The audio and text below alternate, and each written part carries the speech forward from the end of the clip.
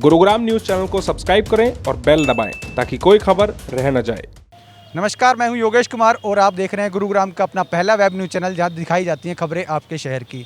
आज गुरुग्राम में आईएमए के बैनर के तले सभी निजी अस्पताल की जो रूटीन जो सर्विसेज हैं वो बंद हैं और ये सभी जो आईएमए के बैनर तले हो रहा है। और इसका कारण ये है कि जो सरकार ने कुछ बिल लागू किए हैं मेडिकल सेक्टर को लेके, आयुर्वेदिक सेक्टर को कुछ परमिशन दी जा रही है सर्जरीज़ को लेके। वो सभी सर्जरीज़ और क्या बिल बना है उसकी तमाम जानकारी के लिए हमारे साथ आईएमए के प्रेसिडेंट महावीर जैन हैं। वो डिटेल में आपको बताएंगे क्या वजह है जो आज 12 घंटे का प्रोटेस्ट किया गया है। ओपीडी सेवाएं वो बंद की गई हैं, केवल इमरजेंसी सेवाएं जो है निजी अस्पतालों में चालू हैं।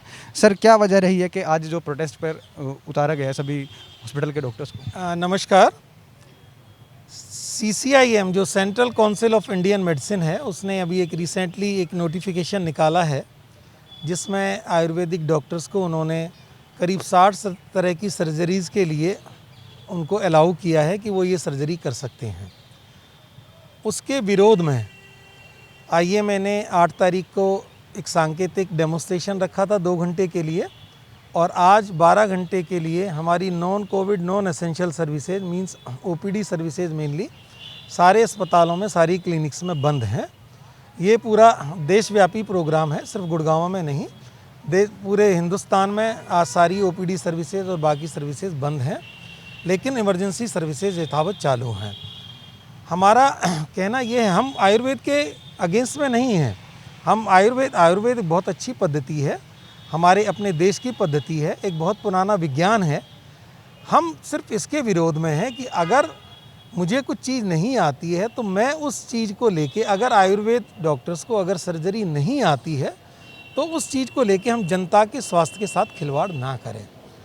सर्जरी लगता है कि आज जो इसमें गुंजाइश क्या रहेगी, लापरवाही गुंजाइश ज़्यादा रहेगी, आयुर्वेद के जो तकनीक है वो अपडेटेड नहीं है, इस वजह से जो आपको डाउट है कि लगता है कि शायद ये नहीं कर पाएंगे उस तरह की सर्जरी? उसमें लापरवाही से ज़्यादा मैं कहूँगा उसमें कॉम्प्लिकेशंस की रेट ज़्यादा होगी कि जो मरीज़ जिसकी सर्जरी होगी उसको कॉम्प्लिकेशंस बढ़ेंगे। जब कॉम्प्लिकेशंस होंगे तो उसको लेके कहाँ भागेंगे? अगर आयुर्वेद वाले ने सर्जरी की, कल को उनका दूसरा साथी जो है मॉडर्न मेडिसिन वाला उसको भर्ती ना करे तो अल्टीमेटली नुकसान किसका होगा? जनता का नुकसान होगा। हम ये चाहते हैं कि आयुर्वेद के लिए सरकार रिसर्च फंड उपलब्ध कराए, पहले उसमें रिसर्च करे, सारे आयुर्वेद कॉलेजेस में प्रॉपर ट्रेनिंग की व्यवस्था करे, पहले उनके टीचर्स की ट्रेनिंग की व्यवस्था करे, और वो लोग फिर अगर ट्रेंड करते हैं और जब ये तय हो, ये साफ़ हो जाए कि हाँ ये लोग सर्जरी कर सकते हैं, तभी उनको परमिशन दी जाए। लेकिन सर्जरी सिर्फ सर्जरी नहीं है। ऐसा नहीं है कि सर्जरी हमने एक नाइफ लिया और सर्जरी कर दी। सर्जरी से पहले और सर्जरी के बाद पूरी एक बहुत बड़ी साइंस और एक बहुत बड़ी एक कहना चाहिए एक चेन जुड़ी हुई है, जिसमें सर्जरी से पहले उसको डायग्नोसिस करना, सर्जरी करना, एनेस्थीसिया देना, ICU केयर, इन्फेक्शन कंट्रोल, ये सारी जो चीज़ें हैं वो उसके साथ साथ जुड़ी हुई हैं, जो कि उतनी ही ज़रूरी हैं जितनी ज़रूरी सर्जरी करना है। और सबसे ज़रूरी है कि सर्जरी कब नहीं करना है, और अगर कॉम्प्लिकेशन हो जाए तो उस कॉम्प्लिकेशन को डायग्नोस करना और उस कॉम्प्लिकेशन को डील करना। ये सारी चीज़ें जब तक नहीं आए तब तक कोई भी सर्जरी नहीं कर सकता, ना उसको करनी चाहिए, क्योंकि ये सीधा सीधा किसी भी की भी मौत और ज़िंदगी का सवाल है। CCIM के सामने जो आपने डिमांड रखी है, अगर वो पूरी नहीं होते तो आगे की रणनीति क्या रहेगी आईएमए की? अभी ये भारत सरकार के सामने ये सारी चीज़ें रखी गई हैं हमारी IMA लीडरशिप के द्वारा, और अगर इस तरह के नोटिफिकेशन में कोई संशोधन नहीं होता है या ये नोटिफिकेशन विड्रॉ नहीं होता है तो जैसा हमारी IMA की जो नेशनल लीडरशिप है वो जैसे भी आगे के लिए तय करेगी और जिस तरह का विरोध भी तय करेगी वो हम सब लोग फॉलो करेंगे। सारिका जी, आप ENT स्पेशलिस्ट हैं, क्या लगता है कि क्या कमियां रहेंगी आयुर्वेद से अगर उपचार होगा तो? देखिए, आयुर्वेद से उपचार होने का तो सवाल ही नहीं उठता। अगर आयुर्वेद अपनी स्पेशलिटी के थ्रू उपचार करे, उसकी मुझे नॉलेज नहीं है, लेकिन अगर आयुर्वेद के डॉक्टर को सडनली उनको मॉडर्न मेडिसिन सिखा दिया जाए, बोला कि आज ये आप शुरू कर दीजिए, तो ये बहुत ज़्यादा नुकसानदायक होगा और we will see the rates of complications going up drastically. और मैं एक आपसे क्लैरिफिकेशन कर दूं कि ये जो इन्होंने 58 सर्जरीज़ की लिस्ट दी है, इनमें से कोई भी माइनर सर्जरीज़ नहीं है। इट्स नॉट लाइक कि इंजेक्शन लगा दिया या इंसिशन ड्रेनेज कर दिया। जबकि इंसिडेंट ड्रेनेज में भी पेशेंट की डेथ हो सकती है। लेकिन जिस तरह की इन्होंने मेजर सर्जरीज अलाउ किए हैं, मुझे लगता है ये लोगों की ज़िंदगी के साथ खिलवाड़ है। जनरल सर्जरी में इन्होंने लैप्रोटमी, अपेंडिसेक्टमी, गॉल ब्लैडर, लैप्रोस्कोपिक सर्जरी, जबकि आयुर्वेदा में लैप्रोस्कोप का कोई आज तक उन्होंने कभी यूज़ नहीं किया। सिमिलरली ENT में इन्होंने मैस्टॉइड सर्जरी अलाउ करी है, टिम्पैनोप्लास्टी अलाउ करी है, एंडोस्कोपिक साइनस सर्जरी अलाउ की है। तो आयुर्वेदा में तो कभी उन्होंने एंडोस्कोप को छुआ नहीं है। हम लोगों को जब हम ट्रेनिंग लेते हैं MBBS के बाद, मैंने 9 साल ENT सर्जरी पढ़ाई की है, तब जाके मैं सर्जन बनी हूँ। हमें कहा जाता था आप 100 डायग्नोस्टिक एंडोस्कोपी करिए, उसके बाद आप पहला पेशेंट आप छू सकते हैं। तो ये कैसे आप सोच रहे हैं कि मैं 9 साल की जो प्रैक्टिस है, जो ट्रेनिंग है, वो आप 2 साल में दे देंगे? तो आपको नहीं लगता है कि कॉम्प्लिकेशन रेट बढ़ेंगे? हर सर्जरी के अपने रिस्क होते हैं। अगर हम मैस्टॉइड सर्जरी, कान की सर्जरी करते हैं, 1 मिलीमीटर दूर ऊपर चले जाएंगे तो फेशियल, मुंह चलाने की नस फट जाती है। अगर आप 1-1.5 सेंटीमीटर ऊपर चले जाएं तो ब्रेन खुल जाता है। तो these are not small things, और लोगों की ज़िंदगी के साथ ऐसे खिलवाड़ करना मुझे लगता है बहुत डेंजरस होगा। क्या लगता है कि सरकार ने जो डिसीजन लिया है वो आनन फानन में लिया, बिना स्टडी, बिना रिसर्च के? देखिए, मैं उनका थॉट प्रोसेस तो नहीं जानती हूँ, लेकिन from the medical point of view Indian medical association इसका कड़ी निंदा करती है और हम प्रोटेस्ट करेंगे।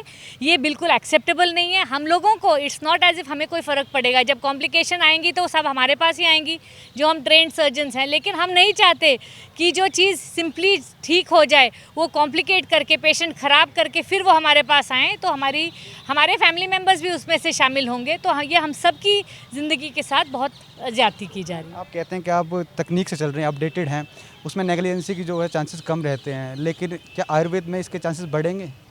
See, negligence is willfully doing something wrong। Negligence की तो इसमें बात ही नहीं, लेकिन कॉम्प्लिकेशंस की बात है।